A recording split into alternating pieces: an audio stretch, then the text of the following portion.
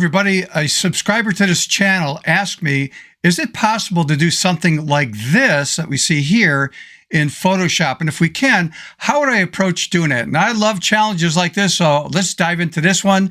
Are we ready for this? Let's do it.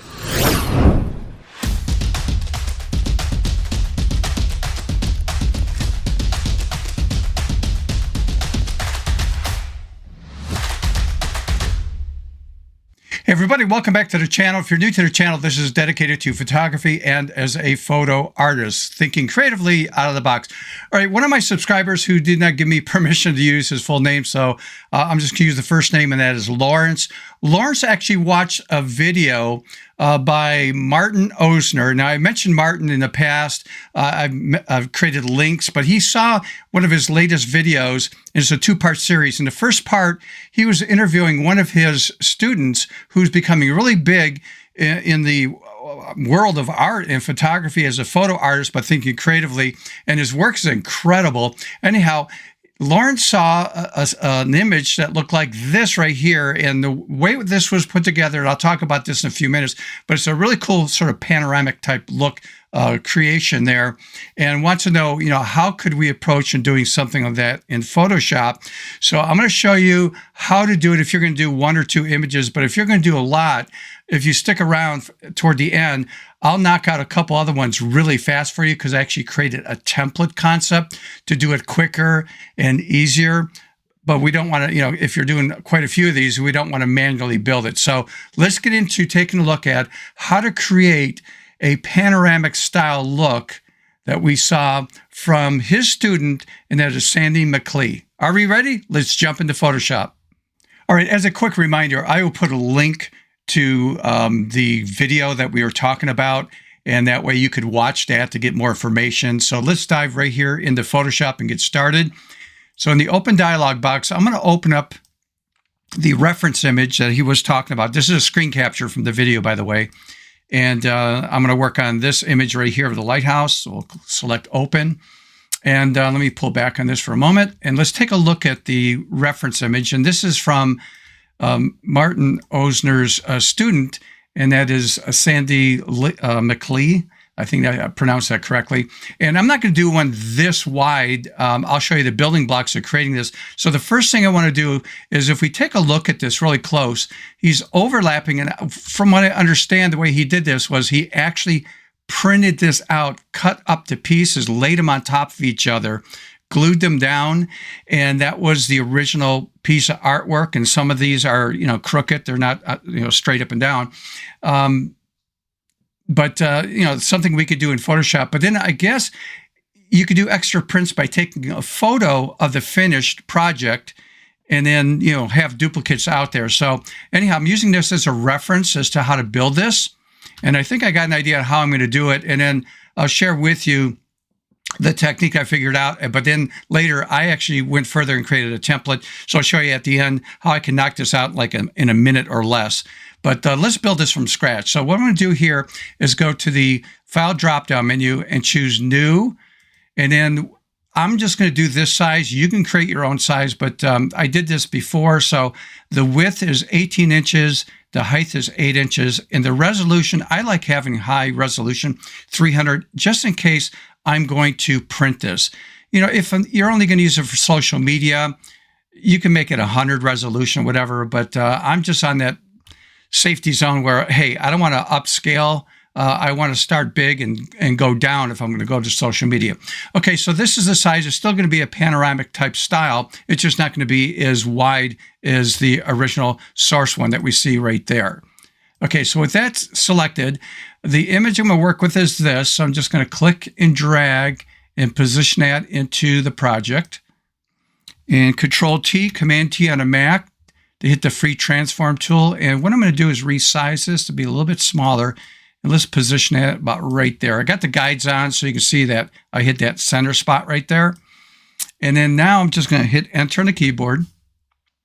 And here's what I'm going to do.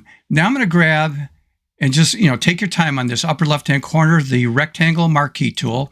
And I'm going to go right here, and I'm just going to click and drag, say approximately that size right there. And now with that selected, I'm going to do Control J, Command J on a Mac. And what that did was it copied that up. Let me go over here. You can see it made a copy of that to a new layer. Well, I need to do some other selections, and it's hard to see what I just did here. So I'm going to come down right here to the main image. I'm going to pull the opacity down so we can see. Now I can see what I just did.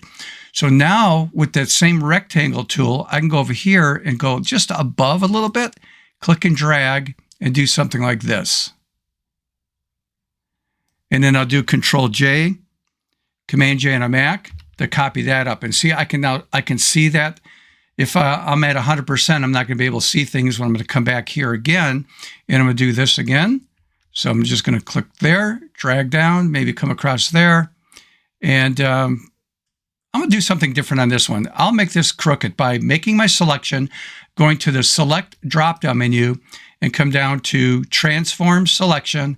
And then I'll just rotate this. I'll go to outer corner, just nudge that a little bit to make it crooked. Then enter on the keyboard to accept that. And then Control J, Command J on a Mac again to, oops, let me undo that, Stephen. Got to make sure I'm on the actual layer of the main image. Now I got to do Control J, Command J on a Mac to copy that up. So let me click back on the main image again.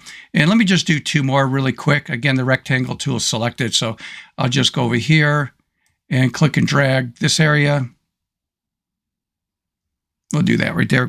Control J, Command J on a Mac, and then make sure I'm on the main image again. And I'm just going to do one more again, and we'll just click and drag that one. And then maybe this one, what the heck, I'm going to go to Select drop-down menu and choose Transform Selection, and we'll just rotate that one a little bit. Let's see, won't rotate. There we go. In fact, after I do that, I'm going to move my left arrow keys just to tuck it in a little bit. So you can get as aggressive as you want with this, or just, you might not even want to put things on an angle. And then Control J, Command J on a Mac. And I'm just going to make that one let's do one more. We got some extra room here, so I'll just do this. And let's move that to the left a little bit. Make sure I'm on the main image again. Control J, copy that up. Okay, now that I'm done with that, I don't need the reference one down here, so I'm going to delete that. And then I'm going to select all of these like that by clicking on the very top layer, holding the Shift key down, click on the last layer right there, because I want to pull everything back up to, I'm scrubbing up there at the very top to 100%. Now, the problem I see is that I can't see the division between the parts. If we take a look at the reference one, we can see that. So what I would do, and then we can make it black and white, whatever, toward the end. But what I would do is start at the very top here, and I'm going to come down here. I'm going to play with this, and I'm going to choose, how about an inner shadow right there? So if I choose an inner shadow, we can see what it did right there. Let me do it before and after on the preview. So what I'm doing here is there's multiply is your blending mode here. Opacity is about 21, but you could push that up or pull it back. I'll leave it close to 20 right there. The distance, as I do that, you can see it change. We can, it might be too dark, but we could brighten it up. You could play with the size, and again, play with the choke, whatever. And I'm just going to click on OK to accept that. And then as an option, it's not right or wrong, but you might want to even, what the heck? Let's do a drop shadow.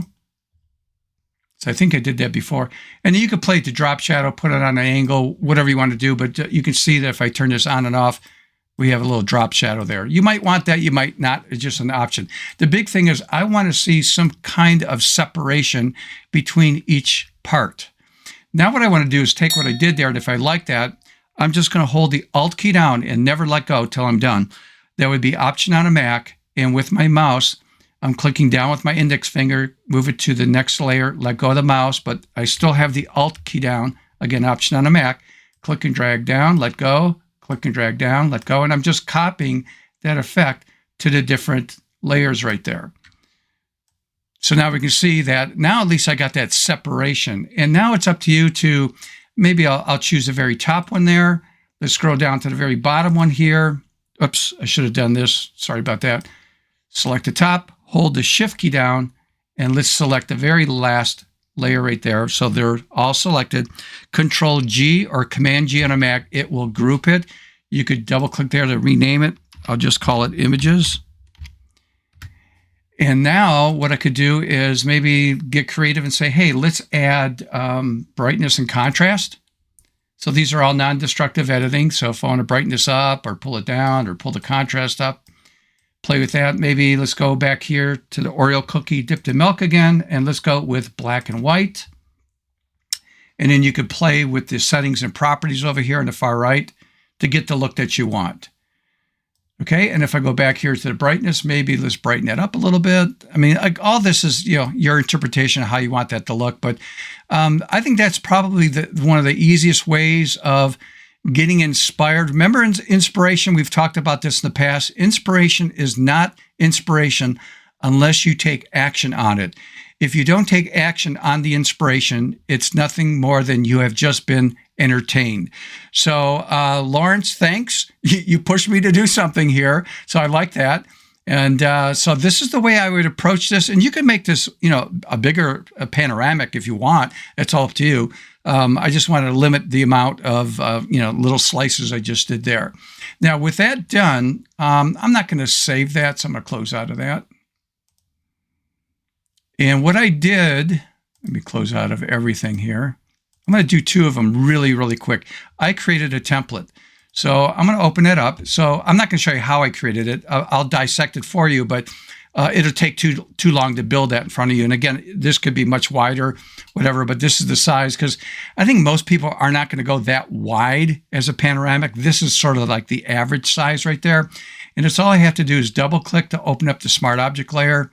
And let me pull this down so we can see this entire thing. You're going to go to the File drop-down menu, and you'll come down here to Place Embedded.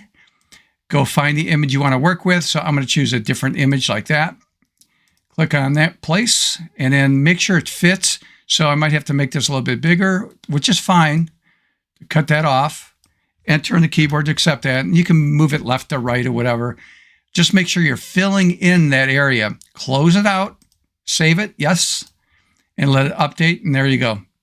How easy is that? Now over here, what I did under tones, and by the way, I have a question to ask you at the end. Is this something you would want at buymeacoffee.com? Make a comment. If it is, I'll put it up there for $5, but with a little training video.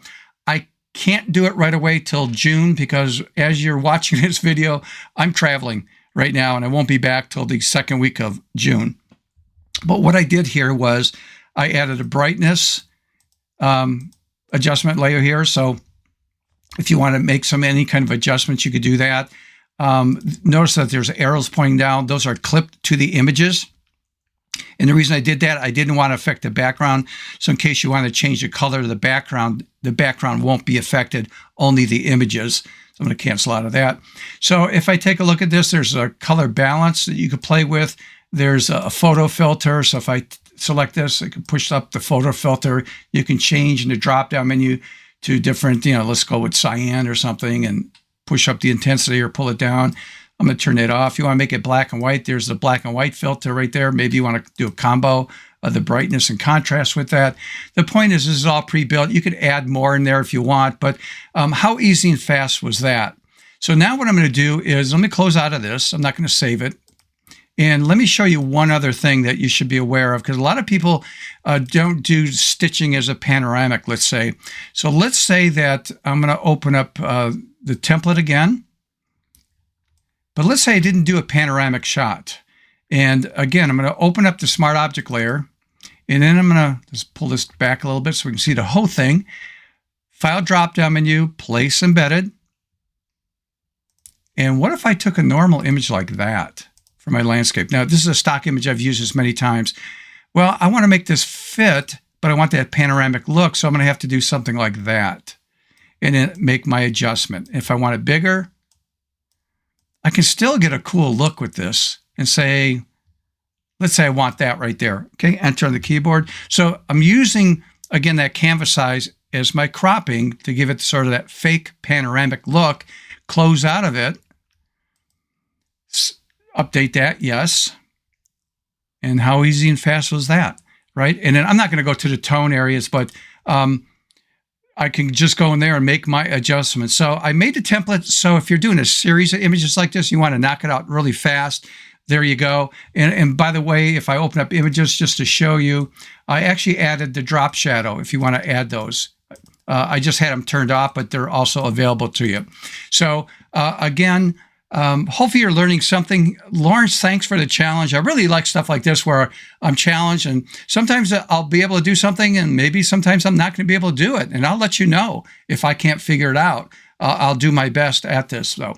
Anyhow, thanks again for watching this. And please, if you learned anything, like the video, subscribe if you're not subscribed, hit that notification bell. The next time I upload a video, which is about once a week, you'll get notified on that. And always remember to think creatively out of the box, and I mean literally out of the box. Until next time, see ya.